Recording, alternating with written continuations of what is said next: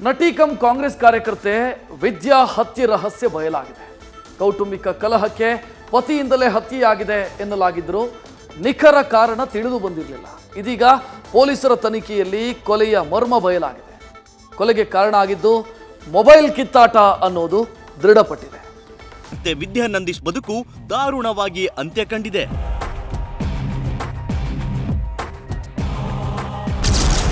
ನಟಿ ವಿದ್ಯಾ ಕೊಲೆ ಪ್ರಕರಣದ ರಹಸ್ಯ ಬಯಲು. ಮೊಬೈಲ್ಗಾಗಿ ಜಗಳ, ಪತ್ನಿ ಕೊಲೆಯಲ್ಲಿ ಅಂತ್ಯ. ಮೈಸೂರು ಜಿಲ್ಲೆಯ ಬನ್ನೂರಿನ ತುರಗನೂರು ಗ್ರಾಮದಲ್ಲಿ 3 ದಿನಗಳ ಹಿಂದೆ ನಡೆದಿದ್ದ ನಟಿ ವಿದ್ಯಾ ಭೀಕರ ಹತ್ಯೆಯ ರಹಸ್ಯ ಬಯಲಾಗಿದೆ. ವಿದ್ಯಾ ಪತಿಯೇ ಆಕೆಯನ್ನ ಭೀಕರವಾಗಿ ಹತ್ಯೆ ಮಾಡಿಬಿಟ್ಟಿದ್ದ. ಕೌಟುಂಬಿಕ ಕಲಹಕ್ಕೆ ಹತ್ಯೆ ನಡೆದಿದೆ ಅಂತ ಮೇಲ್ನೋಟಕ್ಕೆ ಕಂಡು ಬಂದಿತ್ತು.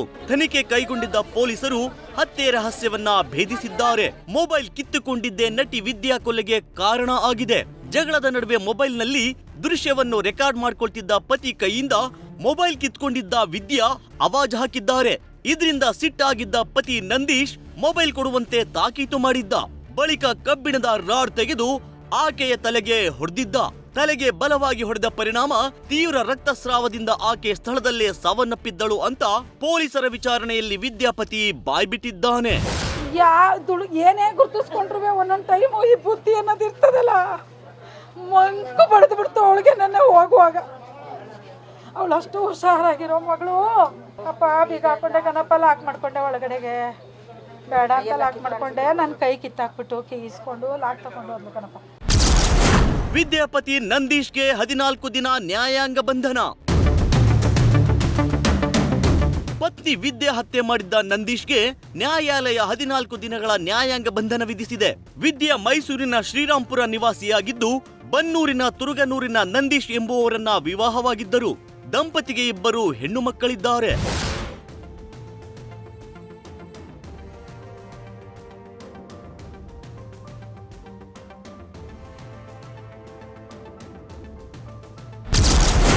ಕಾಂಗ್ರೆಸ್ ಸಕ್ರಿಯ ಕಾರ್ಯಕರ್ತೆಯಾಗಿದ್ದ ವಿದ್ಯಾ.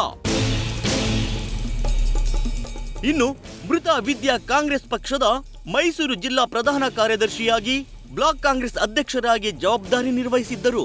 ಇತ್ತೀಚೆಗೆ ಕಾಂಗ್ರೆಸ್ ನಾಯಕರು ವಿದ್ಯಾಗೆ ಮತ್ತೊಂದು ಗುರುತರ ಜವಾಬ್ದಾರಿ ನೀಡಲು ಮುಂದಾಗಿದ್ದರೆಂದು ತಿಳಿದು ಬಂದಿದೆ. ಅಲ್ಲದೆ ವಿದ್ಯಾ ಕನ್ನಡದಲ್ಲಿ ಭಜರಂಗಿ, ಜೈ ಮಾರುತಿ 800, ಚಿರಂಜೀವಿ ಸರ್ಜಾ ಅಭಿನಯದ ಅಜಿತ್ ಸೇರಿದಂತೆ ಅನೇಕ ಸಿನಿಮಾಗಳಲ್ಲಿ ಅಭಿನಯಿಸಿದ್ದರು. ನಿಜಕ್ಕೂ ನೋವಾಗಿದೆ.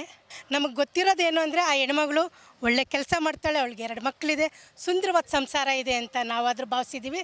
ಜೊತೆಗೆ ಅವಳು ಚಲನಚಿತ್ರದಲ್ಲೂ ಕೂಡ ನಟನೆ ಮಾಡ್ತಾಯಿದ್ಲು. ಎಲ್ಲೇ ಕಂಡ್ರೂ ನಮ್ಮ ಜೊತೆ ಎಲ್ಲ ಪ್ರೀತಿ ಒಡನಾಟವಾಗಿದ್ಲು. ನಿಜಕ್ಕೂ ನಾವು ಇನ್ನೂ ಅರಿಸ್ಕೊಳ್ಳೋಕೆ ಆಗ್ತಾ ಇಲ್ಲ. ಅದೇನೇ ಇರ್ಲಿ, ಏನೇ ಜಗಳ ಆಗಿರ್ಲಿ, ಕೂತು ಬಗೆಹರಿಸಿಕೊಳ್ಳಬಹುದಿತ್ತು. ಕೋಪದ ಕೈಗೆ ಬುದ್ಧಿ ಕೊಟ್ಟ ಪರಿಣಾಮ ಒಂದು ಜೀವ ಬಲಿಯಾಗಿದೆ. ಒಂದು ಕ್ಷಣದ ಕೋಪ ನಂದೀಶ್ ಜೈಲು ಕಂಬಿ ಎಣಿಸುವಂತಾಗಿದೆ. ಗಂಡ ಹೆಂಡತಿ ಜಗಳದಲ್ಲಿ ಕೂಸು ಬಡವಾಯ್ತು ಅನ್ನೋ ಹಾಗೆ 2 ಮಕ್ಕಳು ಅನಾಥವಾಗಿವೆ.